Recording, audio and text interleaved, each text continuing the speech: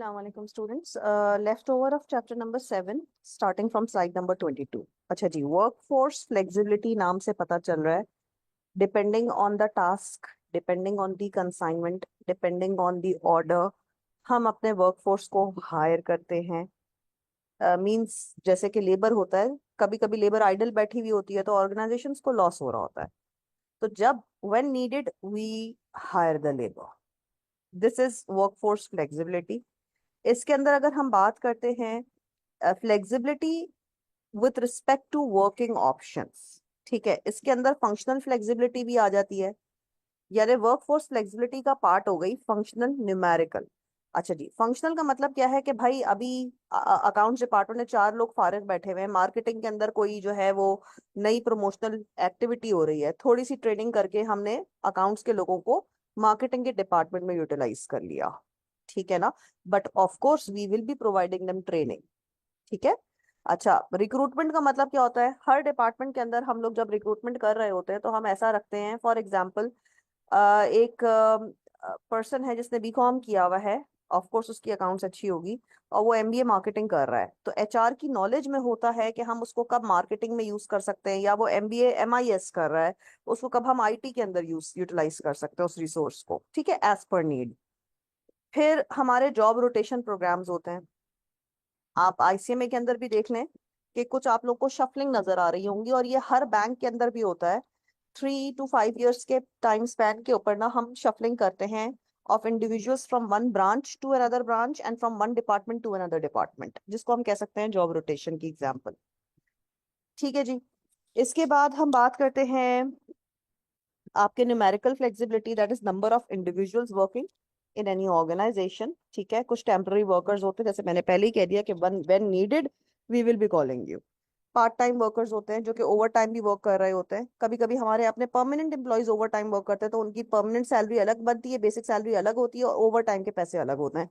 For example मेरे hours coaching के अलग होते हैं, और मैं डीएलपी पे क्लासेस लेती हूँ तो वो डीएलपी के आवर्स अलग जनरेट होते हैं, ठीक है जी. आगे चलते हैं. हैंडीज शमरॉक ने 5 कैटेगरीज के अंदर लोगों को डिवाइड कर दिया है. उन्होंने कहा है कि लोग जो है वो इन 5 में से किसी एक कैटेगरी के अंदर फॉल करते हैं. प्रोफेशनल कोर, ये वो लोग होते हैं जिनके पास कोई ना कोई प्रोफेशनल स्किल्स होती है, फॉर एग्जांपल इंजीनियर्स. अब इंजीनियर उनका किस डोमेन में इंजीनियरिंग उन्होंने किस मेजर्स के अंदर की हुई है, मैकेनिकल है, इलेक्ट्रिकल है, आईटी है, ठीक है जी, तो वो उनको प्रोफेशनल लेवल के ऊपर उनके पास स्किल्स एंड नॉलेज अवेलेबल है.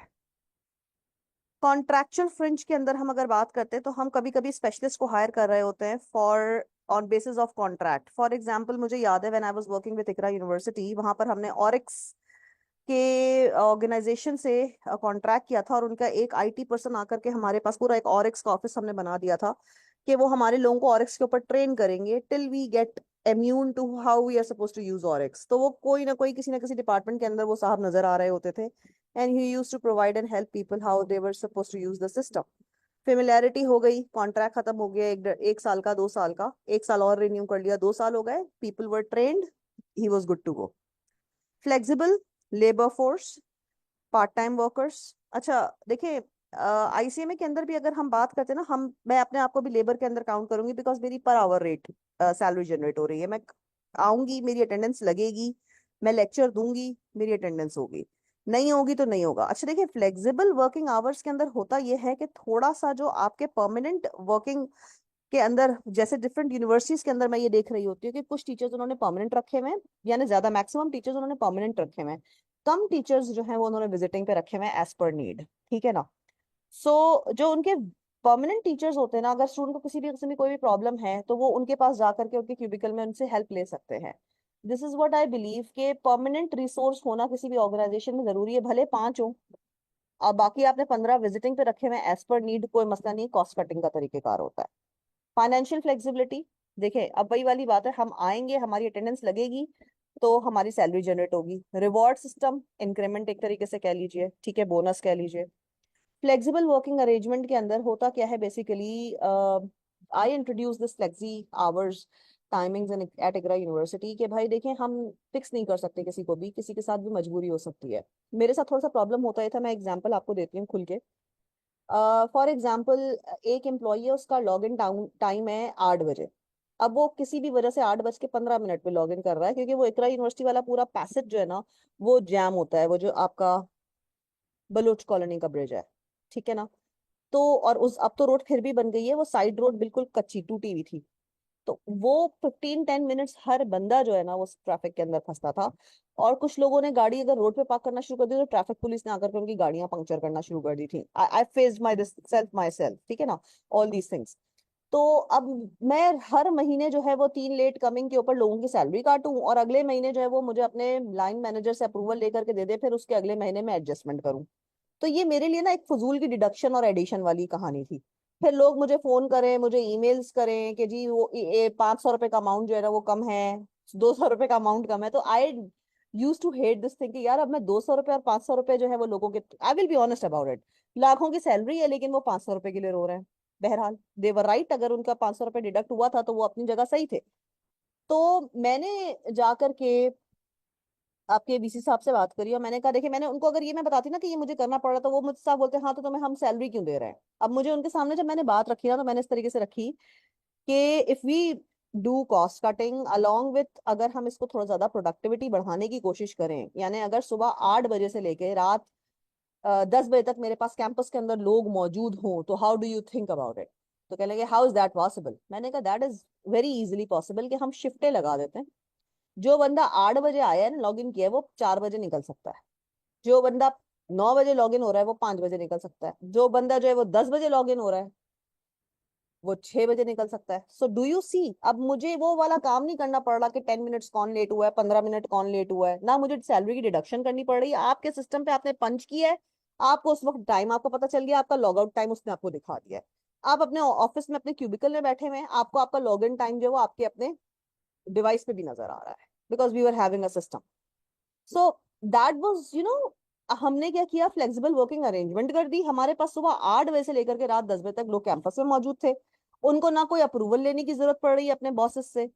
And we termed it as flexible working hours which was a good policy and still it's working there, ठीक है। Arrangements for knowledge workers. अब देखिए हमारे यहाँ पाकिस्तान की अगर हम बात करते हैं तो ये सारी जो फार्मास्यूटिकल का जो फार्मेसीज खुली हुई हैं, ठीक है, इवन जो फार्मास्यूटिकल कंपनीज एग्जिस्ट कर, देखिए they are suppose to have a D pharm, that is doctorate in pharmacy. आप गूगल के ऊपर दवाई ढूंढ लो कि इसका ऑल्टरनेट क्या है, वो एक सेकेंडरी चीज हो जाती है अब, क्योंकि गूगल एमडी बड़ा स्मार्ट हो गया है ना। लेकिन हमारे यहाँ ना कोई प्रिस्क्रिप्शन चेक की जाती है, ना हमारे पास फार्मेसी के शॉप्स के ऊपर कोई फार्मासिस्ट ट्रेंड बैठा हुआ है कि वो आपको बता सके कंपाउंड्स के अंदर क्या इसके ऑल्टरनेट्स मेडिसिन मौजूद हैं और आप किस पोटेंसी के अंदर इसको कंज्यूम कर सकते हैं if you are moving on to an alternate medicine. ठीक है, कुछ ऑल्टरनेट्स ऐसे हैं, उसके साथ कुछ कॉम्बिनेशन के अंदर कोएमोक्सिसिलिन है। So these are the terminologies which we might not be knowing as a layman, ठीक है। हम इसको गूगल करेंगे वो एक अलग चीज है कि वो हमारी रिसर्च निकल के आएगी, लेकिन हमें फिर भी उतनी नॉलेज नहीं होगी जितनी जिस बंदे का काम है। आपके केमिस्ट शॉप्स के ऊपर जो है वो फार्मासिस्ट का होना बहुत लाजमी है, जो कि आई डाउट कि कुछ ऐसा हो रहा है। हमारे यहाँ पर ब्रिजेस बन जाते हैं, वो कोई ठेकेदार आता है वही बना देता है, आर्किटेक्ट ने कोई डिजाइन पास नहीं किया, ब्रिज खड़ा हो गया, उसके बाद आर्किटेक्ट को पैसे देकर के उसके ऊपर साइन करवाया जा रहा होता है। कुछ ब्रिजेस हमारे सामने गिरे हैं, कुछ बिल्डिंग्स के अंदर प्रॉब्लम्स हुए हैं, इश्यूज हुए हैं। So this is something very important कि ये आप बैलेंस करें, आप इसके TQM टोटल क्वालिटी मैनेजमेंट करें। आपने डिपार्टमेंट्स फॉर्म किए हुए हैं तो आप एटलीस्ट ये तो मेक श्योर करें कि जिस बंदे के पास नॉलेज है वो उसको अप्रूव करे कि भाई मिक्सिंग रेशियो क्या होगा। आर्किटेक्ट्स का काम ही यही होता है, वेंटिलेशन चेक करना, स्ट्रक्चर चेक करना। आई डोंट वांट टू से, लेकिन हमारे यहाँ तो कुछ बिल्डिंग्स भी ऐसी बनी हुई है कि पहले बिल्डिंग खड़ी हो गई है, बाद में ख्याल आया कि भाई लिफ्ट की जरूरत है। तो these are all very dangerous things, ठीक है जी। Now coming back, implications of human resource management. देखें, ह्यूमन रिसोर्स मैनेजमेंट का काम होता है शेयरिंग ऑफ इंफॉर्मेशन करवाना, लोगों को रिटेन करना, अपने अच्छे एम्प्लॉयज को जाने से रोकना, उनके साथ लॉन्ग टर्म वर्किंग रिलेशनशिप कायम करना, एंड जाहिर सी बात है परफॉर्मेंस अप्रेजल। जो बंदा जैसा काम कर रहा है उसको उसके हिसाब से अप्रेजल बोनस एंड इंक्रीमेंट के फॉर्म पे मिल रहा है, ठीक है। Now commitment of knowledge workers. देखें, जो नॉलेज वर्कर्स हैं, जो हमारे ट्रेंड वर्कर्स होते हैं, I was looking at a video at Apple and Google. यहाँ पर these are the most famous places to work at. एंड यहाँ पर जो मैंने एक चीज देखी कि there is a diverse workforce present there. Diverse workforce का मतलब ये हो जाता है कि irrespective of caste and creed, like there's a black working, there's a Chinese working in the same organization. उसी का बॉस जो है वो कोई जर्मन होगा. तो हमारे यहाँ तो सिर्फ मुसलमानों के अंदर भी जो अगेन जो आप the categories of religion you are और the sect you are following, उसके ऊपर हमको इतना ज्यादा जो है वो इश्यूज नजर आ रहे होते हैं. हमें अपनी रीजन चार जो है उनके अंदर हमको इतना प्रॉब्लम हो रहा होता है, Sindhi Punjabi Balochi. And most of the time आप लोगों ने मुझसे भी सुना होगा कि मैं खुद भी एचआर के अंदर तो रेसिज्म हो रहा होता है. मैं खुद भी कर रही होती हूँ अनफॉर्चुनेटली, बट क्यों? Because I am also part of the system. ठीक है ना. लेकिन आप जहां पर पीएनजी हो गया, यूनिलीवर हो गया, वहां पर Hindu is also working, a Muslim is also working, a Christian is also working.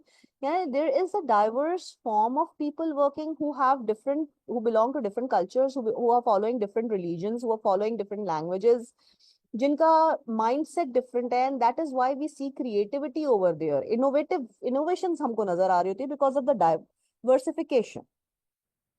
अच्छा जी, प्रॉफिट शेयरिंग, इक्विटी बेस्ड. देखिए प्रॉफिट शेयरिंग का मतलब है कभी कभी गुडविल के अंदर, जैसे मार्क्स एंड स्पेंसर्स हैं, it's a female brand, and ये अक्सर क्या होता है कि ईयर एंड के ऊपर ना अपने लोगों से प्रॉफिट शेयरिंग करते हैं. जैसे उन्होंने अपना टारगेट से ज्यादा मीट अचीव कर लिया, तो in the goodwill, to maintain the goodwill at the year end, most of the time they share 0.002% और whatever the percentage they share with each and every employ.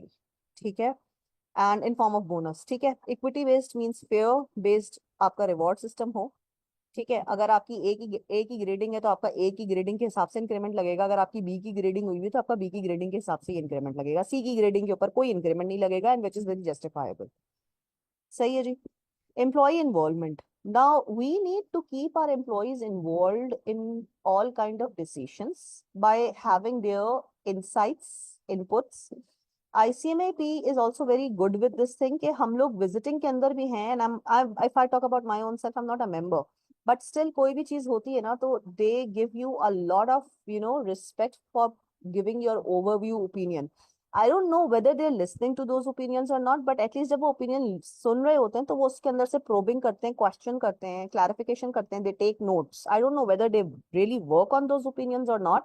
वो एक secondary चीज हो जाता है. But in this way what happens with me is, मुझे थोड़ी सी feeling आती है कि यार चलो, दे आस्क्ड मी कि अगर हम ये पॉलिसी करने जा रहे हैं इम्प्लीमेंट, तो आपका क्या ख्याल है. जैसे 2 मंथ्स के ऊपर पेपर हो रहा है, तो हर पॉलिसी को इम्प्लीमेंट करने से पहले वो फैकल्टी को लूप में लेते हैं. इवन आपके कंटेंट को चेंज करने से पहले we are taken in loop. हमें से कुछ सीनियर फैकल्टी मेंबर्स होते हैं जिनसे वो चीजों को अप्रूव करवाते हैं.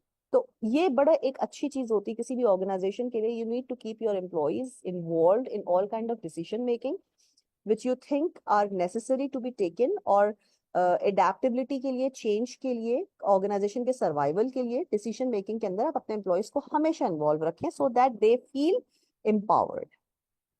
When they are empowered, they are motivated. When they are motivated, they will give you more efforts. Reasons for creating an HR plan. देखिए, रिक्रूटमेंट पूरा एक प्लान होता है. कॉस्ट कंट्रोल करना, बजट कंट्रोल करना, एक पूरा एक अलग, ये देखिए, ये जो 5 आपके सामने पॉइंट्स है ना, ये 5 डिपार्टमेंट आप देख लें. रिक्रूटमेंट एंड सिलेक्शन एक डिपार्टमेंट होता है, कॉस्ट एंड बजटिंग दूसरा डिपार्टमेंट होता है. ठीक है. अच्छा, यहाँ पर एक और चीज हो गई, चेंज मैनेजमेंट. चेंज मैनेजमेंट एक तीसरा डिपार्टमेंट है कि अगर हमको एम्प्लॉइज के अंदर चेंजेस लेके आनी है या हमको सिस्टम के अंदर चेंज लेके आना है. अब तक हम ओरेकल में काम कर रहे हैं, अब हम सैप पे जाने वाले हैं. तो सैप पे जाने वाले हैं तो हमको पहले से एम्प्लॉइज को ट्रेन करना पड़ेगा ताकि वो सैप को इम्प्लीमेंट तो कर सकें. ठीक है. जैसे I told you example of Orix at ICRA University. ठीक है. To assist planning and education development and training needs of the staff. This is also the example of क्या training needs, that person जो कि हमने ORX को implement किया था, 2 साल तक वो साहब ICRA यूनिवर्सिटी में रहे थे to train all the people who were even the हमारे faculty members, teaching faculty members, as well as the administrative staff to how they're supposed to use ORX in their working. और किसी को भी कोई भी प्रॉब्लम होती थी, they were like it was one head, and then there was a team working under him. तो कोई ना कोई आपका पर्सन अवेलेबल होता था to guide you how you're supposed to use it or run the queries. ठीक है जी. Then adapt more quickly to ever changing circumstances. See, आप आईसीए में की ही एग्जांपल देख लें, कोर्स करिकुलम के अंदर चेंजेस आते रहते हैं, आपके अभी पूरे आउटलाइन के अंदर कोई फाइनल सेमेस्टर का कुछ प्रैक्टिकल ऐड हो गए हैं, which is something good, and how they have changed it looking at the environment. Environmental need थी, हमको अपने आप को चेंज करना है in order to survive in the market, otherwise हमारी वर्थ खत्म हो रही है, ठीक है ना। So you need to keep yourself updated.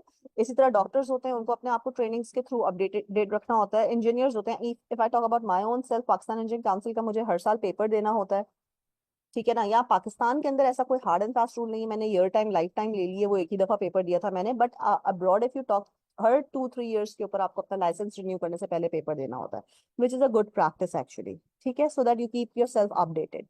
Stages of HRP are, for example, strategic analysis. Strategic means long term situation को एनालाइज करना, सोचना, देखना, प्रोज एंड कॉन्स इवेलुएट करना। इंटरनल एनालिसिस के अंदर what are the internal factors, strength and weaknesses which we can handle, identify the gap between the supply and demand. अगर हमारे पास काम ज्यादा है, लोग कम है, तो हमको मजीद हायरिंग करनी है, हमारे पास काम कम है और लोग ज्यादा है, तो हमको लोगों को फायर करना है क्योंकि रिडंडेंसी आ रही है।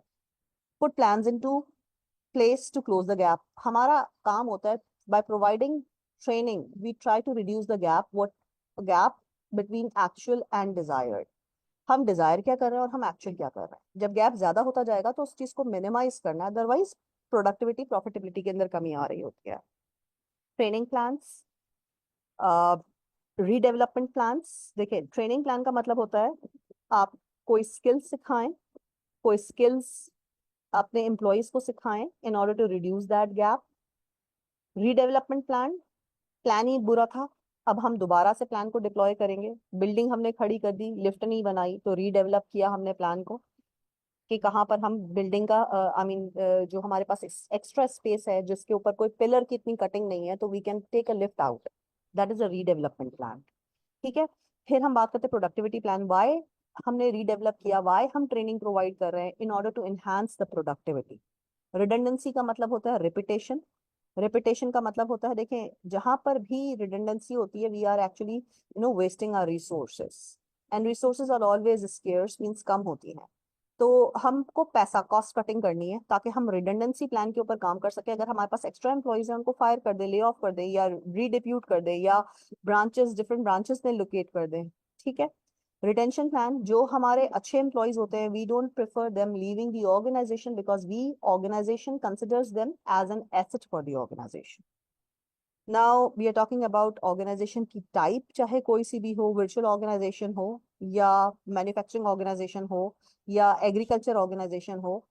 आई was talking to a hospital management, मेरे पास हॉस्पिटल के अंदर काम करने का कोई एक्सपीरियंस नहीं है, but when I told them, देखिए बात सुने, the HR process remains the same, whatever industry you go into, the process will remain the same, only few functions will be different। For example, functions you can take as in departments। For example, अगर मैं एक recruitment agency के अंदर काम कर रही हूँ तो यहाँ पर डिफरेंट डिपार्टमेंट्स होंगे, और आप एक हॉस्पिटल इंडस्ट्री की बात कर रहे हैं तो वहां पर departments will be different, the working functions will be different, but the process will remain the same।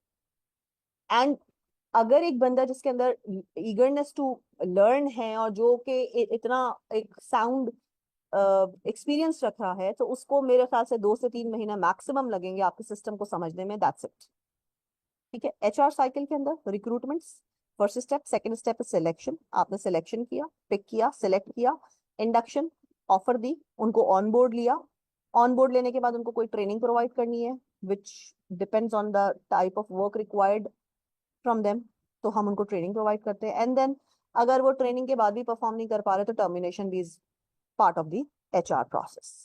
Termination का मतलब है निकाल देना, फायर कर देना, due to lack of skills और due to lack of, most of the time skills के ऊपर तो हम ट्रेन करके कवर कर सकते हैं, बट आप बिहेवियरल इश्यूज के ऊपर जो है वो आप कभी भी कॉम्प्रोमाइज नहीं करते कोई भी ऑर्गेनाइजेशन, तो termination is the last option we have.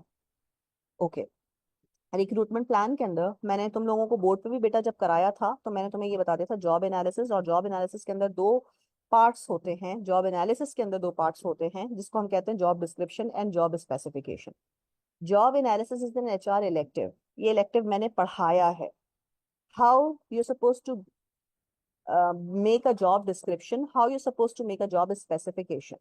Now D for description, D for duties, एक जॉब के ऊपर किसी बंदे से हमको क्या ड्यूटीज करवानी है, और उन ड्यूटीज को परफॉर्म करने के लिए आया उसके पास स्किल्स एंड क्वालिफिकेशंस अवेलेबल हैं कि नहीं है, that is known as specification. As per specification, as per skills required to perform the job duties. And then source candidates. Source के आपके पास कैंडिडेट्स का जो पूल है वो कैसे आ रहा है, आपने एक्सटर्नल एडवर्टाइज किया है, आपने अपने जॉब पोर्टल पे डाल दिया है, आपने इंटरनल ईमेल चला दी है for asking for referrals. So these are actually the sources of the candidates through which people apply for the position open.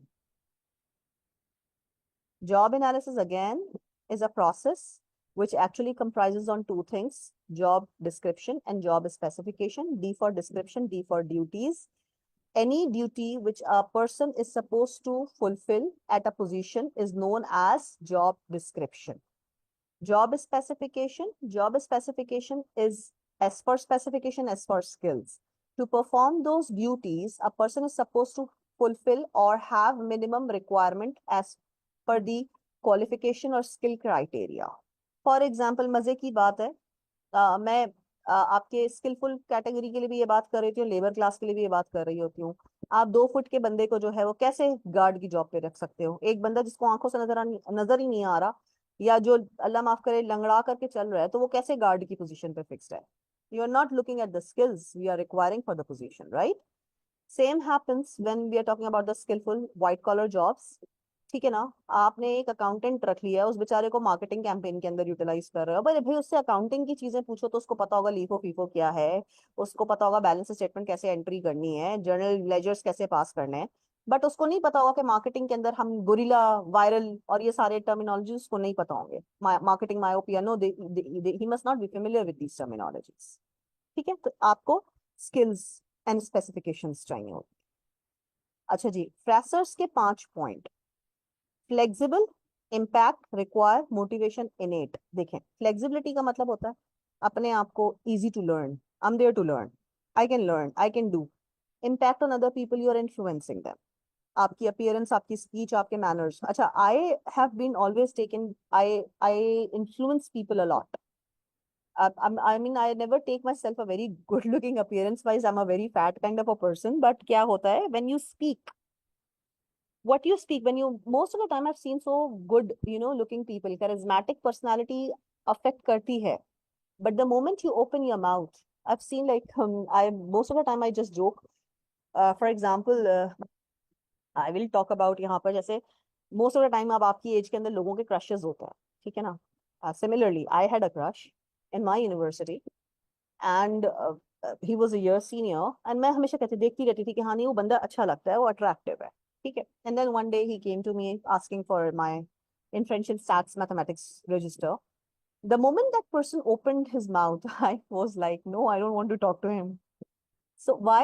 देखिए, अपीयरेंस एक मैटर करता है. इवन हम जॉब के अंदर जब इंटरव्यू करो तो वो मैटर कर रहा होता है, but the way you speak, the knowledge you have, the mindset you have is more important then how you look. ठीक है ना? आपकी क्वालिफिकेशन, एजुकेशन, देखें अब कराची के अंदर, क्या मैं कहती हूँ पूरे पाकिस्तान के अंदर, पूरी दुनिया के अंदर हर कोई एजुकेशन हासिल कर रहा है, बट उस एजुकेशन को वो अपने बिहेवियर में कैसे इंट्रोड्यूस कर रहा है? आप रमजान में देखते हैं एजुकेटेड लोग ही सड़कों पे लड़ते मारते मरते नजर आ रहे होते हैं, which isn't, I mean, showing in any way. कोई पेशेंस नजर नहीं आ रहा होता, कोई उनके अंदर एजुकेशन का लेवल नजर नहीं आता, the language they are using. This is not acceptable. ठीक है? Motivation is a driving force which drives you towards your goals, which helps you in order to achieve your goals. Innate का मतलब होता है enable करना. आपका, आपको अपने आप को enable करना चाहिए. You should be always ready to have an aptitude of learning. Even when at the age of 40 I'm being given, I'm 42, if अगर मुझे कोई भी टास्क मिल रहा था, मुझे इंडस्ट्री चेंज करनी है, ठीक है, थोड़ा सा एक fear factor, challenging factor, uncomfortable factor नजर आएगा, but then if I learn, I will be having an opportunity. ठीक है जी. सिलेक्शन, अब आप सिलेक्ट कर रहे होते हो कि मेरे पास 5 CV, इन 5 में से सबसे बेस्ट ऑप्शन कौन सा है, तो बेस्ट फिट करते हो आप. रिलायबिलिटी चेक करते हो, टेस्ट रिजल्ट्स चेक करते हो, वैलिडेट करते हो, उसको कोई टास्क दे के देखते हो. And it has to be fair. Fair का मतलब होता है बेस्ड ऑन मेरिट. कॉस्ट, हाँ भाई कितने पैसे लेगा, अक्सर मुझसे बोला जाता है भाई, जब मुझसे एक्सपेक्टेशन पूछी जाती है तो मैं, एक्सपेक्टेशन मेरी usually most of the time high होती है, बिकॉज काम के ऊपर फिर मैं कॉम्प्रोमाइज नहीं करती। तो आई रिमेम्बर वंस किसी ने मुझसे मेरी एक्सपेक्टेशन बोली, मैंने पूछी, मैंने बोला इंटरव्यू में, तो कहते हैं कि पागल वागल हो। मैंने कहा जी बिल्कुल, इसीलिए तो यहाँ पर हूँ। So you need to like, जितना आप काम करोगे, देखें, हमेशा मैं, मेरा वही वाला होता है, देखिए पैसे मेरी मर्जी के होंगे, काम आपकी मर्जी का होगा, उसमें कोई प्रॉब्लम होगी तो आप फिर बोलो। So people who know me, they know के I have strong heads. Anyways, interview options face to face हो सकता है, ग्रुप इंटरव्यू हो सकता है। अच्छा देखिए, face to face, one on one. Group interview, panel बैठा है, एक कैंडिडेट को इंटरव्यू कर रहे हैं, या तीन चार लोगों को एक साथ बुला लिया, ग्रुप डिस्कशन करवा रहे हैं, और पैनल इंटरव्यू बैठा है, और इंटरव्यू भी जो है वो मल्टीपल है। ठीक है। Succession interviews basically for promotion. एक हमारे पास अभी किसी पोजीशन के ऊपर कोई बंदा है, और वो अब ready to be promoted, promotion के लिए डिजर्व कर रहा है, तो उसको प्रमोट करने से पहले उसका एक सक्सेशन इंटरव्यू टॉप मैनेजमेंट के साथ होता है, जस्ट टू मेक श्योर कि जो भी रिक्वायरमेंट ऑफ दैट पोजीशन है वो उस बंदे के पास है कि नहीं। प्रॉब्लम सॉल्विंग इंटरव्यू, कोई प्रॉब्लम आ जाती है, टीम की मीटिंग कॉल करते हैं, इसको बेसिकली हम मीटिंग कह रहे होते हैं, यहाँ पर इन्होंने इंटरव्यू के अंदर इसको डाल दिया है। पैनल इंटरव्यू, पैनल बैठा है, चार लोग बैठे हैं, एक बंदे को इंटरव्यू कर रहे हैं। ग्रुप इंटरव्यू में पैनल इंटरव्यू में फर्क है। Panel interviewers are multiple, interview is one. Group interviewees are also multiple, and interviewer could also be multiple. चार लोग बैठे हैं इंटरव्यू पैनल के अंदर, उन्होंने चार लोगों को, चार कैंडिडेट्स को बुलाया। ये अक्सर आगा खान के अंदर और आईबीए में होता था कि we give them a topic, इस टॉपिक के ऊपर डिस्कशन करें, and out of those four we use to see के हु इज मोर डोमिनेंट और who is having more knowledge in the discussion. तो वो चार बेस्ट में दो को आराम से कंपेयर किया जा सकता था। स्ट्रेस इंटरव्यू, यस, कुछ पोजीशंस होती हैं कस्टमर सर्विसेज की जो कि काफ़ी स्ट्रेसफुल होती हैं, तो उसके अंदर आप stress by aggressive interviewer, for example मैंने इंटरव्यू पे कॉल किया है, उसको वेटिंग पे बैठा दिया, उसके बाद वेटिंग में बैठाने के बाद उसको पहला रूम में आया, एक क्वेश्चन थ्रो किया, उसके बाद उससे बोला भाई what's, tell me something about yourself, ओहो 1 minute, let me take this call. Call ले रहे हैं, कॉफी मंगा के दे रहे हैं उसको, उसको जवाब ही देने नहीं दे रहे हैं, तो उसकी सिचुएशन को थोड़ी ऑड करके हम उसका बिहेवियर नोट कर रहे होते हैं कि वो कितना पेशेंस लेवल है, बिकॉज कस्टमर्स को उसको इसी तरह हैंडल करना है। So that is what I am good at. ठीक है जी, ओके जी। आगे बात करते हैं सिलेक्शन इंटरव्यूज, एडवांटेजेस क्या हैं भाई। एडवांटेजेस ये हैं कि हमको सही बंदा सही पोजीशन के लिए मिल जाता है, हम उसका इंटेलिजेंस टेस्ट कर सकते हैं, हम उसका एप्टीट्यूड टेस्ट कर सकते हैं, हम उसका मेडिकल एग्जामिनेशन भी करते हैं। ठीक है जी। प्रोफिशिएंसी टेस्ट, कितना उसके पास, किस लेवल की जो है वो स्किल्स मौजूद हैं, कहाँ पे वो ग्रेड कर रहा है, रैंक कर रहा है। आपके पास गैट का टेस्ट है, एनटीएस है एम्प्लॉयमेंट के लिए, इवन प्रोफेसरशिप के लिए जब आप कराची यूनिवर्सिटी में अप्लाई करते हैं तो आपको गैट एनटीएस क्लियर करना होता है for any kind of lectureship. तो which is a good practice actually, क्योंकि पढ़ना और पढ़ाना दो डिफरेंट चीज़ें हैं। ठीक है। साइकोमेट्रिक टेस्ट, कभी कभी आपके आईक्यू लेवल्स के भी टेस्ट होने चाहिए। How good people, majority of the time we are not actually very careful for the mental illness. देखें, अब स्ट्रेस बहुत है, डिप्रेशन है, एनजाइटी है। पहले हम लोग समझते थे psychologist, we are not mad, हम पागल थोड़ी हैं कि हमको साइकोलॉजिस्ट के पास जाना पड़े। बट आजकल किसी भी एम्प्लॉय के लिए उसकी वेलबींग के लिए उसकी साइकोलॉजिकल फिट होना बहुत ज़रूरी है। और किसी भी जॉब पे हम ऐसा नहीं कह सकते कि स्ट्रेस नहीं होगा। All the jobs, even if you love your job, if I talk about teaching, I love my job, but एक साथ मल्टीटास्किंग करना कभी कभी हेक्टिक हो जाता है। So you need to work on your mental illness as well. ठीक है जी। पर्सनैलिटी टेस्ट, हर बंदा एक तरीके से नहीं सोचता, हर इंसान की पर्सनालिटी अलग होती है, उसके पर्सनालिटी क्वालिटीज ट्रेट्स अलग होते हैं। ठीक है जी। असेसमेंट सेंटर्स होते हैं जहाँ पर ये टेस्ट किए जा रहे होते हैं। रोल प्लेज, हमारा अभी एक पीपीई का प्रोग्राम है सीए वालों का, उसके अंदर हमने रोल प्लेज लगाए हुए हैं, रिटन टेस्ट रखा है, ग्रुप डिस्कशंस हैं, प्रेजेंटेशंस हैं। वाई, बिकॉज जब हम मार्केट के अंदर इंडक्ट करवा रहे होते हैं, अभी मेरा एक बच्चा है उसका पीडब्ल्यूसी के अंदर हो गया है माशाल्लाह से। तो बिग फोर वाला जो एक वो था, and he was always having that ability. अच्छा, I will tell you, I will be very honest about you. अब यहाँ पर उस बच्चे की ना लैंग्वेज के अंदर थोड़ा सा एक वो तोतलापन भी था, but even then apart from all the barriers, whenever he used to give presentations or do the role plays, he always tried doing his best. एक प्रॉब्लम थी, नेचुरल प्रॉब्लम थी, वो कभी कभी स्टेमर भी करने लगता था, उसको मुझे लगता था ऑस्टम का भी प्रॉब्लम है, but again he did it. और आज ही मैंने अभी इसको थोड़ी देर पहले कॉन्ग्रेचुलेट किया, उसने लिखा हुआ था वो पीडब्ल्यूसी का कार्ड लगाया हुआ है, a new chapter a new beginning, so I just congratulated him because I am not going to any of the centres, so I am not aware of what is happening actually. ठीक है, but these things are very much important in order for you to be inducted in any firm, any organisation of your choice. अब knowledge कितनी है वो तो बाद में पता चलेगी, बट आप कैसे प्रेजेंट कर रहे हो आइडिया को, आप कितना डिस्कशन के अंदर पार्ट, देखो इट्स अब smart work at times is more important, uh, if I talk about being very honest, rather than the knowledge skill set। ठीक है, नॉलेज स्किल सेट आप जॉब पे सीख भी सकते हो, बट स्मार्ट वर्क करना और प्रेजेंटेशन देना और ये सारे जो ट्रेट्स है ना, इनको आप ब्रश अप नहीं कर सकते if you are weak at it. Assessment centres and ये जितने भी नाम है ना, उनको इन्होंने यहाँ पर एक्सप्लेन किया हुआ है, आप इसको प्लीज लुकअप कर लेना, if you have any question you can ask. I don't feel कि यहाँ पर कुछ भी समझाने की जरूरत है स्लाइड पे। ठीक है, for example drawbacks of assessment centre, आपको हम बात करते हैं, आपके पास जो है वो ब्लर स्क्रीन है, आपका जो एडमिन पर्सन है वो कोऑपरेटिव नहीं है, आपका कीबोर्ड काम नहीं कर रहा, रेफरेंसेस जो हैं वो दो टाइप की इंफॉर्मेशंस के ऊपर होते हैं। ये कंफर्म करता है कि यू नो द एप्लीकेंट जो जॉब को के ऊपर अप्लाई कर रहा है, और उसको जानते हो, उसके पर्सनालिटी को भी जानते हो, you are taking the ownership of the personality कि ये कोई मिसहैप नहीं करेगा। ऑफ कोर्स मैं कभी भी अपने किसी बुरे स्टूडेंट को रेफर नहीं करूंगी किसी जॉब पर। जिस बच्चे का मुझे पता होगा कि हाँ ये बच्चा behaviour wise as well as knowledge wise दोनों तरफ से सही है, तो ही जाके मैं उसको रेकमेंड करूंगी, रेफर करूंगी। ठीक है, अच्छा, प्रॉब्लम्स विद द रेफरेंस होता क्या है कि देखें, कभी कभी हम किसी ऐसे बंदे को जो मेरिट पे वीक होता है उसको भी रेफरेंस पे आया होता है, तो उसको हमको हायर करना पड़ता है। ठीक है, but that will have you win you make you और help you have the job. अगर आप रेफरेंस पे हायर हो गए हो तो हायर तो हो गए हो, बट आप प्रोमोट नहीं हो सकोगे। Always remember that, you won't be able to grow. Employment offer and negotiation, final contract offer होता है। ठीक है, उसमें आप नेगोशिएट करते हैं, ऑर्गेनाइजेशन बोलती है भाई 1 लाख रुपए से ज्यादा हम नहीं दे सकते, तुम मांग रहे हो 1.5 लाख रुपए, तो कहीं पे जाके 1 लाख 1 लाख 15 पे बात डन हो जाती है। That is what we call negotiation. Offer of employment के अंदर आप डॉक्यूमेंट्स अटैच करते हो, आपकी डिटेल्स अटैच होती है, दोनों लोग जो है उसको साइन करते हैं, and then it's a legally lawful contract.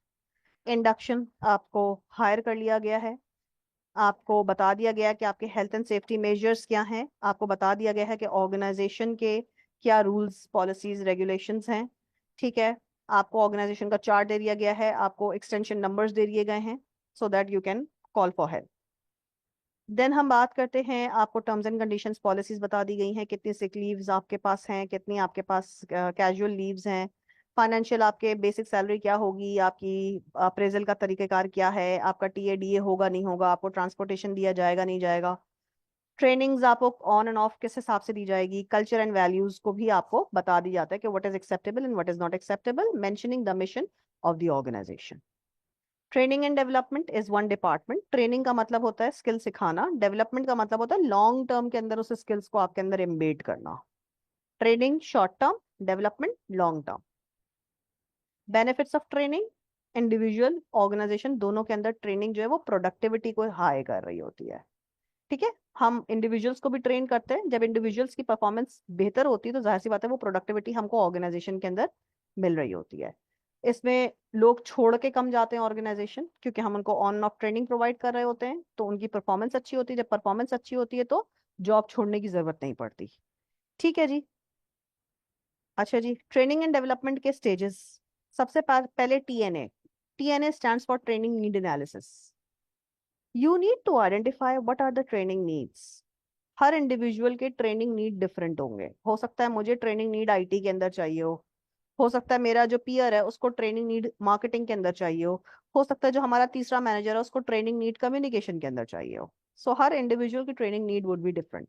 So first is to identify the needs of the individual, कि इसको किस जोन के अंदर, इसकी परफॉर्मेंस अप्रेजल के अंदर कौन सा कंपोनेंट जो है वो वीक है, जिस वीक कंपोनेंट के अंदर इसको हमको ट्रेनिंग करवानी है और किस लेवल की ट्रेनिंग करवानी। सेटिंग ट्रेनिंग ऑब्जेक्टिव्स, हम ट्रेनर से बात करते हैं, उसको बताते हैं भाई हमारे लोगों को ना ईमेल अगर करना सिखा रहे हो तो प्लीज सबको सब्जेक्ट लाइन बनाना सिखा दो। हर सब्जेक्ट लाइन के अंदर ये लिखते हैं important and urgent. Okay, it could be important and urgent for you but it's not important and urgent for me. ठीक है जी। प्लानिंग द ट्रेनिंग, फिर ट्रेनर जो है वो अपना हमें एक प्लान स्केड्यूल बना के देता है, हम उसे अप्रूव करते हैं, फिर उसके ऊपर काम करता है, ट्रेनिंग फिर इम्प्लीमेंट की जाती है। एंड देन ट्रेनिंग के आखिर में हम एवेलुएट कर रहे होते हैं कि इस इंडिविजुअल को जब हमने ट्रेनिंग पे भेजा है तो इसकी परफॉर्मेंस में आफ्टर अटेंडिंग द ट्रेनिंग कोई परफॉर्मेंस के अंदर फर्क आया है कि नहीं आया है, जिसको हम कहते हैं कि हम ट्रेनिंग को एवेलुएट करते हैं रादर देन क्यों इवेलुएट करते हैं, ताकि हम नेक्स्ट टाइम भी उसी ट्रेनर से वही ट्रेनिंग करवाएं, या हमें अगर उसी ट्रेनर से कोई मजीद डिफरेंट टॉपिक्स के ऊपर ट्रेनिंग करवानी तो किस लेवल की ट्रेनिंग करवानी है। तो it actually helps us in controlling and monitoring. ठीक है जी। Evaluating of the training reaction, employees were happy और नॉट, लर्निंग आउटकम क्या था, बिहेवियर के अंदर फर्क आया कि नहीं आया, और सबसे most important is the result, is there any quality improvement और नॉट। देन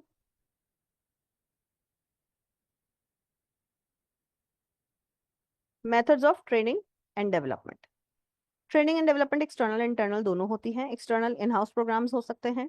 आप I do give training sessions at Movenpick restaurant hotel as a public forum speech. अब वहाँ पे बड़ा प्रॉब्लम हो जाता है। एक दफ़ा क्या हुआ, मेरे पास तकरीबन 20 लोग जो हैं वो स्टेट बैंक के आ गए और 10 लोग जो हैं वो आगा खान हॉस्पिटल के आ गए। अब मैं हॉस्पिटल का सिनेरियो बताऊं या मैं बैंकिंग सेक्टर की बात करूं, so it's very difficult and challenging जब आप ओपन फोरम पे बात कर रहे हो तो कि आपको हर को केटर करना है। सो इसमें मैं क्या करती हूँ उस तरह की सिचुएशन में कि मैं फिर केस सिनेरियोज उनको बोलती हूँ, भाई what are the problems which you face. अब वो अपने प्रॉब्लम बता रहे थे तो उसको फिर क्या होता है, वो अगला बंदा भी इंटरेस्ट से सुनना शुरू हो जाता है, अच्छा क्या प्रॉब्लम है देखो सुनते हैं। So this is how I do. ठीक है, क्योंकि हर जॉब की रिक्वायरमेंट अलग है, हर इंडस्ट्री की रिक्वायरमेंट अलग है। सिस्टम सेम है बट रिक्वायरमेंट इज डिफरेंट। ठीक है, क्योंकि डिपार्टमेंट्स डिफरेंट है, हैंडलिंग ऑफ कस्टमर डिफरेंट है, वहाँ पे पेशेंट्स हैं, बैंक में कस्टमर्स हैं। ठीक है जी। लेक्चर्स, यस, स्लाइड मटेरियल होता है, रोल प्लेस करवाए जाते हैं, जैसे मैंने आपको कहा कि रोल प्लेस करते हैं। फिर हम बिजनेस गेम्स, मैं उनको सिचुएशंस देती हूँ डिफरेंट, फिर वो सिचुएशन के अंदर किस तरह से ब्रेनस्टॉर्म करके उसको इम्प्लीमेंट करते हैं, उसको हैंडल करते हैं। I become the customer, the angry customer usually मैं खुद बन जाती हूँ, मैं एंग्री पेशेंट खुद बन जाती हूँ, बोलती हूँ मुझे सेटिस्फाई करो। कैसे करोगे? आउटडोर परस्यूट्स का मतलब होता है कभी कभी हम ये यूजुअली ट्रेनिंग के अंदर तो नहीं हो रहा था, लेकिन हम अगर इन हाउस ट्रेनिंग करें किसी ऑर्गेनाइजेशन के अंदर तो हम किसी भी डिपार्टमेंट के अंदर वॉक इन भी कर सकते हैं, just to check how people respond to the questions. Kolb experimental learning cycle. अच्छा जी। कॉल्ब ने एक साइकिल बताया है, उसने कहा है कि सबसे पहले आपको क्या करना है, there are 4 components of the learning.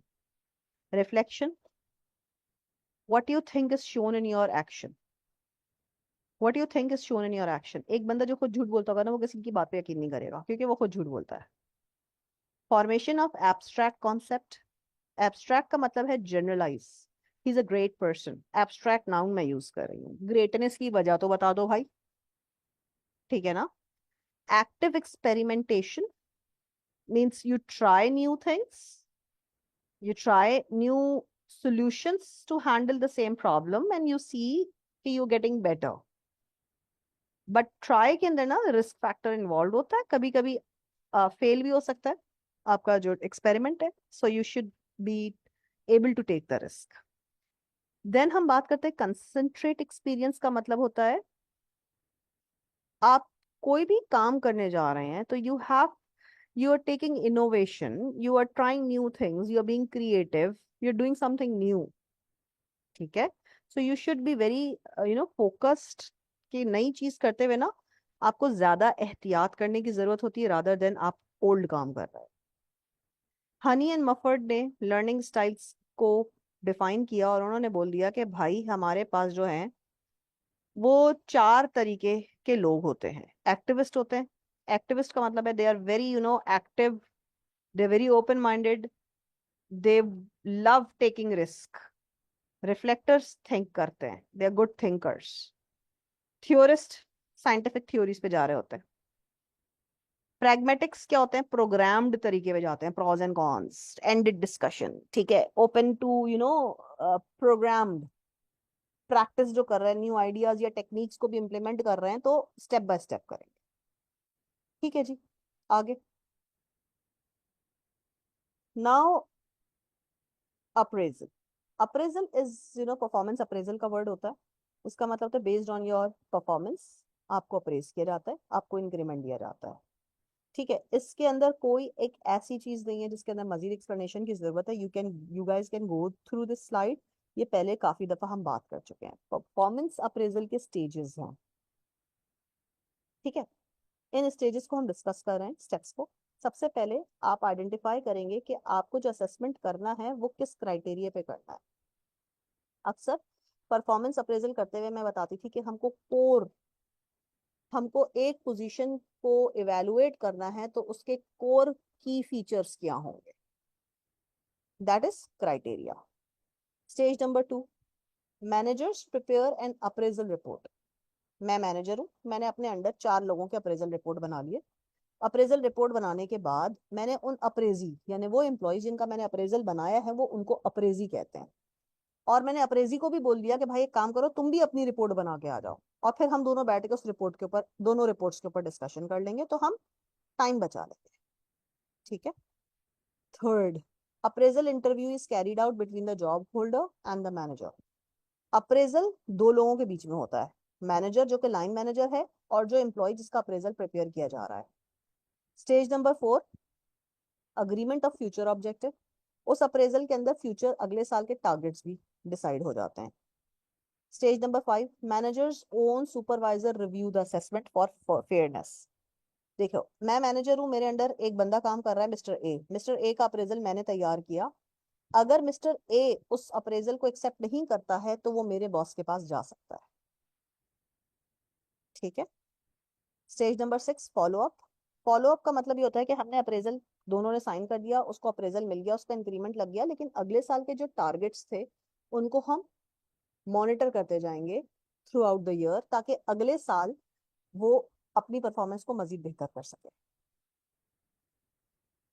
Appraisal interview, जब मैनेजर और अप्रेजी दोनों फेस टू फेस बात करते हैं, अपनी अपनी रिपोर्ट्स बना के आते हैं और डिस्कशन करते हैं, उसको हम कहते हैं अप्रेजल इंटरव्यू। ठीक है जी। कंडक्टिंग द इंटरव्यू, इंटरव्यू के दौरान क्या करना चाहिए हमको? अप्रेजल मैं हूं, मैं बॉस हूँ, मुझे अप्रेजी को एम्पावर करना चाहिए, उससे क्वेश्चंस करना चाहिए, उसको बोलने का मौका देना चाहिए, so that that person does not feel के बॉस इज ऑलवेज राइट वाली चीज, अदरवाइज अप्रेजल का कोई फायदा नहीं होगा। ठीक है। हमको जो इफेक्टिव अप्रेजल के अंदर barriers most of the time face करने पड़ते हैं, वो कॉन्फ्रंटेशन होता है कि बेचारा एम्प्लॉय ऐसा समझ रहा होता है कि उसको कॉन्फ्रंट किया जा रहा है, भाई तुमने ये क्यों नहीं किया, ये काम कैसे गलत कर दिया, हम जजमेंटल होके काम कर रहे होते हैं। चैट, कहीं बात कुछ करनी थी, कहीं और निकल गए, अनप्रोडक्टिव डिस्कशन हो रहा है। Bureaucracy, I am the boss, you can't speak in front of me, you can't order me, you can only request, okay. तो ऐसा नहीं होना चाहिए। एनुअल इवेंट होता है कि साल का खाली खाना पूरी करनी है, बस आके साइन कर दो, यहाँ साइन कर दो, देखो मैंने बना के रख दिया है, नो। अनफिनिश्ड, नो, अनफिनिश्ड नहीं, दोनों को साइन करके उठना चाहिए ताकि एचआर का काम थोड़ा कम हो जाए। ठीक है। Relationship between appraisal and reward system is very strong, is directly proportional. Rewards are based on appraisals, तो अप्रेजल जो है परफॉर्मेंस बेस्ड अप्रेजल्स होती है, परफॉर्मेंस बेस्ड होती है, पे होती है।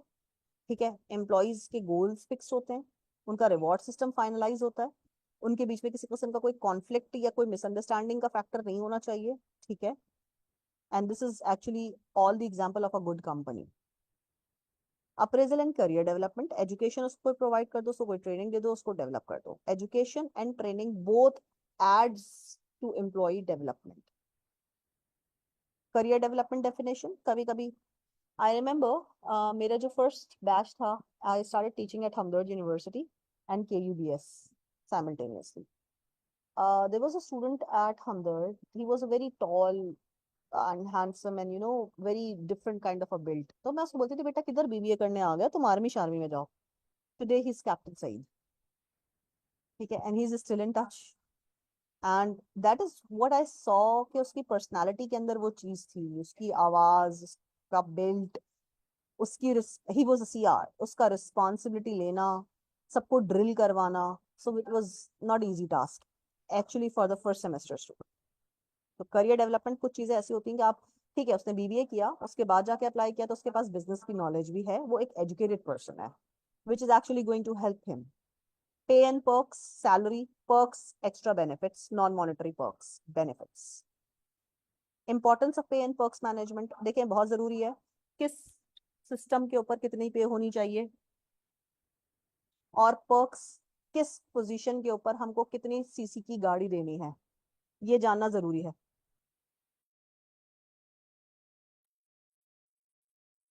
ठीक है ना। हम हर किसी को जो है वो टोयोटा कोरोला नहीं दे सकते, होंडा अकॉर्ड नहीं दे सकते, और हर किसी को हम सुजुकी पर नहीं रखा सकते। तो आपकी पोजीशन के हिसाब से, आपकी सैलरी के हिसाब से आपका फ्यूल अलाउंस और आपकी गाड़ी आपको दी जाती है। तो पर्क्स के अंदर भी लेवल्स होते हैं, हर इंसान को एक चीज नहीं दी जा सकती। इवन आपको जो मोबाइल अलाउंसेस होते हैं वो आपकी पोजीशन वाइज वेरी कर रहे होता है। ठीक है जी, आगे बढ़ते हैं। I know this is getting very lengthy, but I have to do, I don't have any way out. Types of pays and perk, direct pay and perk. Direct pay एक perk is in line with the industry standards. देखें, हर industry के अंदर 2, 4, 5 हजार, 10 हजार का फर्क हो सकता है, इससे ज्यादा का नहीं। फॉर एग्जाम्पल, यूनिलीवर के अंदर जो एम्प्लॉयज हैं उनकी सैलरी में, और पीएनजी के अंदर जो एम्प्लॉयज हैं उनकी सैलरी में 5 हजार से ज्यादा का फर्क एक पोजीशन के अंदर, एक डिपार्टमेंट के अंदर नहीं हो सकता। सो आपको मार्केट कंपैरेटिव पैकेज ऑफर करना चाहिए। फॉर एग्जाम्पल, एक यूनिवर्सिटी में हमें बड़े अच्छे पे स्केल मिल रहे हैं और दूसरी जगह हमें नहीं मिल रहा, तो ऑफ कोर्स हम सबकी कोशिश ये होगी कि हमें जिस जहाँ अच्छी पे मिल रही है हम वहां ज्वाइन करें, या वहां हम ज्यादा दिल लगा के काम करेंगे। तो डीमोटिवेशन का कॉन्सेप्ट एक अराइज हो जाता है। इनडायरेक्ट। अच्छा, इनडायरेक्ट का मतलब क्या होता है? कहीं पर आपको हम डायरेक्ट कोई बेनिफिट नहीं दे रहे। OPD allowance, insurance allowance, coverage, ठीक है, ये सारी चीजें क्या है, ये इनडायरेक्ट पे के अंदर है। ठीक है, आगे आ जाओ। अब components of pay and perks, salary, extra allowances. एक है बेसिक सैलरी। बेसिक सैलरी थोड़ा कम होती है, उसके ऊपर आपको एक्स्ट्रा अलाउंसेस, यानी आपको रेंट, आपका पिक एंड ड्रॉप, आपकी ये सारी चीजें, हाउस अलाउंस, ट्रांसपोर्ट, ये सारी चीजें ऐड होती है। ठीक है। तो बेसिक सैलरी के ऊपर है तो आपको हमेशा जो इंक्रीमेंट लगता है, बोनस लगता है, वो बेसिक सैलरी पे लगता है, which is little less as the total salary, because total salary के अंदर आपके अलाउंसेस भी ऐड होते हैं।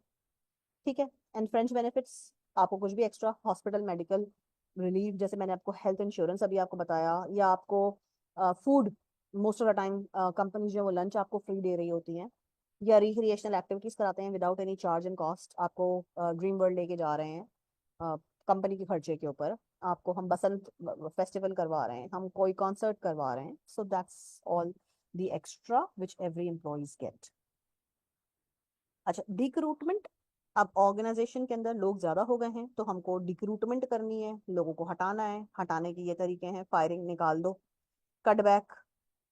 कटबैक के अंदर क्या होता है, आपने उनको क्या कह दिया, 2 दिन आ जाओ, 3 दिन आ जाओ, हफ्ते में 7 दिन के बजाय, सैलरी कम ले लो, 50% डिडक्शन पे आ जाओ। विस्लिंग डाउन, आपने खतरे की घंटी बजा दी है, आपने लोगों को बता दिया कि भाई रिटायरमेंट ले लो, कंपनी खसारे में जा रही है, रिटायरमेंट में तुम्हारे 5 साल 10 साल रह गए हैं, अर्ली रिटायरमेंट ले लो। ठीक है। मूव्स, कहीं और जॉब मिलती है, आप मूव हो जाओ। आपकी सिस्टर कंपनी के अंदर कोई पोजीशन खुली है, आप वहां चले जाओ। आप मार्केट के अंदर कहीं और आप हेल्प करवा दो। ठीक है। सिस्टर कंपनी के अंदर आपके राइवल्स भी होते हैं, वहां पर कोई ओपनिंग आई है तो आप अपने एम्प्लॉयज को बता दो, भाई वहां पोजीशन निकली हुई है, हमारे तो ये डिपार्टमेंट बंद होने वाला है, आप देख लें, अप्लाई कर दें। ठीक है। Decrease work field weeks, 4, shrink कर दो वर्क वीक को, 7 से 4 पे चले जाओ, कॉस्ट कटिंग हो जाएगी। 4, एथिकल सिस्टम्स। एथिक, एथिक्स का मतलब क्या होता है, morals, values, guidelines, principles, rules. ठीक है, हर इंसान के पर्सनल एथिक्स होते हैं। ठीक है। आ, मैं कहती हूँ हर इंसान के एथिक्स दूसरे इंसान से डिफरेंट होते हैं। इसी तरह से आपकी कुछ एजुकेशनल बाउंड्रीज होती हैं, उनके एथिक्स होते हैं, डॉक्टर्स के कुछ एथिक्स होते हैं, रूल्स होते हैं, इंजीनियर्स के कुछ एथिक्स होते हैं, हम लोग आखिर में फाइनल डिग्री लेने से पहले ओथ साइन करते हैं। इसी तरह आपके प्रोफेशनल अकाउंटेंट्स के भी कुछ रूल्स होते हैं। ऑर्गेनाइजेशन का culture, organisation to organisation vary करता है, what is accepted and what is not accepted. हाँ, ऑर्गेनाइजेशन के अंदर जो है वो फ्लेक्सिबल वर्किंग आवर्स नहीं होता, कुछ ऑर्गेनाइजेशन काफी फ्लेक्सिबल होती हैं।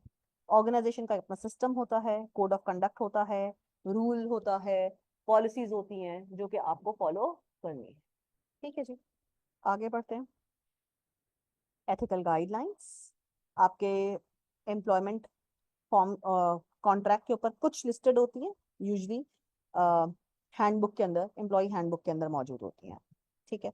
उसके अंदर इंटीग्रिटी मतलब सारे डिपार्टमेंट्स को एक साथ काम करना है और ऑनेस्टी के साथ काम करना है, स्ट्रेट फॉरवर्ड तरीके से।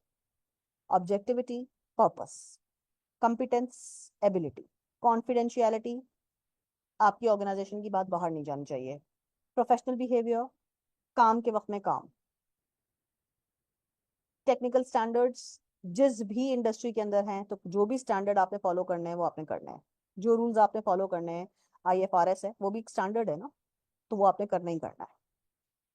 अच्छा जी, पाइन ने सजेस्ट किया दो approach for managing ethics in an organisation, compliance and integrity. Compliance का मतलब है जो काम जैसे करना है उस रूल को फॉलो किया जाए, इंटीग्रिटी का मतलब है ऑनेस्टी के साथ काम करना बेस्ड ऑन वैल्यूज, ताकि हमारे values, code of conduct, rules कभी ना टूटे, ऑनेस्टी बरकरार रहे। Developing an organisation code of conduct, code of conduct का मतलब है मैनर्स के लिए पॉलिसी बना देना, रूल बना देना, ठीक है। कंप्लायंस, आप आया के फॉलो कर रहे हो कि नहीं कर रहे हो। Marketing, marketing a code serves as public statement. देखिए मार्केटिंग करते हुए भी हमें बहुत सारे रूल्स एंड रेगुलेशंस को जहन में रखना पड़ता है कि हम मार्केटिंग करते हुए कोई मिसकमिटमेंट तो नहीं कर रहे हैं। रिस्क को हैंडल करना is something very important, and this is the end of this chapter number 7। ठीक है, मैं दूसरा चैप्टर बेटा शाम में, या मैं देख लेती हूँ कल होता हो तो मैं कर देती हूँ, बिकॉज कल मैंने स्टिचेस ओपन करवाए हैं and I am not able to sit that much, reason being मैं बहुत हैवी डोजेस मेडिकेशन पे हूँ तो मुझे नींद बड़ी जबरदस्त आ रही है। मेरी कोशिश होगी मैं शाम में एक लेक्चर और आपको शेयर कर दूं, क्योंकि मुझे पता है 3 तारीख को पेपर है तो थर्ड को तो हम काउंट ही नहीं कर रहे हैं। आज मैं जितना शेयर कर सकूंगी कर दूंगी। ठीक है, थैंक यू सो मच।